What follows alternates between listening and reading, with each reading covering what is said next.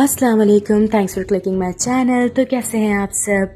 आज जो रेसिपी मैं आपके लिए लेके आई हूँ ये है बहुत ही मज़ेदार बीफ कटलेट्स रेसिपी, क्योंकि अभी बकरीद का सीज़न ख़त्म हुआ है और सबको ही बीफ की रेसिपीज़ चाहिए होती हैं। तो ये बहुत ही मज़ेदार रेसिपी है। तो चलते हैं फिर रेसिपी की तरफ। यहाँ मैं यूज़ कर रही हूँ 1/4 कप बॉयल आलू। 1/4 कप आलू को हम इसमें मिक्सी में डाल देंगे। साथ ही यहाँ पे मैं यूज़ कर रही हूँ आधा पाव बीफ। आधा पाव बीफ को मैंने बॉईल कर लिया है और अब इसे भी हम मिक्सी में डाल देंगे। साथ ही यहाँ पे हमने ली है एक छोटी अनियन जिसे हमने रैंडमली कट कर लिया है, इसे भी मिक्सी में डाल देंगे। 1/2 teaspoon oregano powder, 1/2 teaspoon garlic powder, 1/2 teaspoon नमक, 1 टेबल स्पून कुटी मिर्च, 1 टेबल स्पून ब्रेड क्रम्स।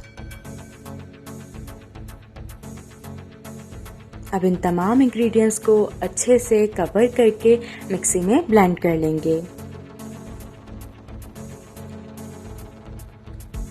तो यहाँ ये तमाम इंग्रेडिएंट्स ब्लेंड हो चुके हैं। अब मैं आपको इसकी कंसिस्टेंसी भी दिखा देती हूँ। साथ ही अब हम एक पाइपिंग बैग लेंगे और इसके अंदर इस मिक्सचर को डाल देंगे।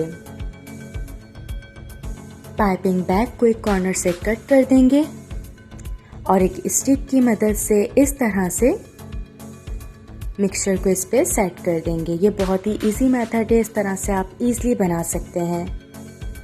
बहुत ही मज़ेदार बनते हैं। इवन कि इसमें कबाब का और कटलेट्स दोनों का टेस्ट आता है। तो बिना मेहनत के आपके कटलेट्स कबाब इजीली बन जाते हैं।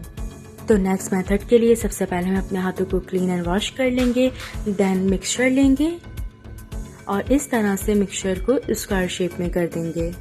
अगर आप पाइपिंग बैग वाला मेथड नहीं करना चाहते तो आप हाथ की मदद से भी इसे क्यूब शेप में कर सकते हैं। साथ ही इसमें स्टिक लगा देंगे। तो लीजिए ये तैयार है। अब हम इन्हें 8 घंटे के लिए या फिर ओवरनाइट फ्रीज कर देंगे।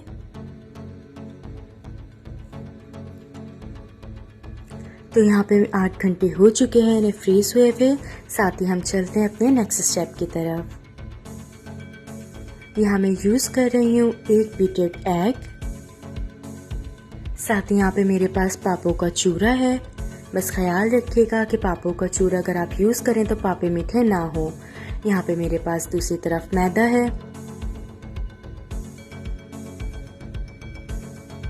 अपने मिक्सचर के ऊपर हम मैदा लगा देंगे ब्रश की मदद से। एक्स्ट्रा मैदा झाड़ देंगे इस पे से। अब इसके ऊपर एग लगा देंगे ब्रश की मदद से।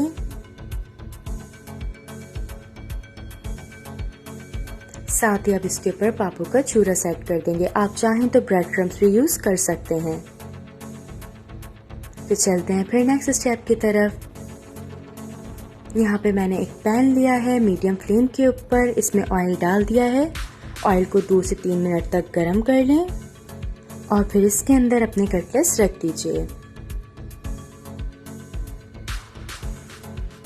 मीडियम फ्लेम के ऊपर हम इन्हें फ्राई करेंगे। फ्लेम को ना लो रखिएगा और ना ही बहुत ज़्यादा तेज़, क्योंकि ये ऑलरेडी इसमें तमाम मिक्सचर जो यूज़ हुआ है वो बॉयल है।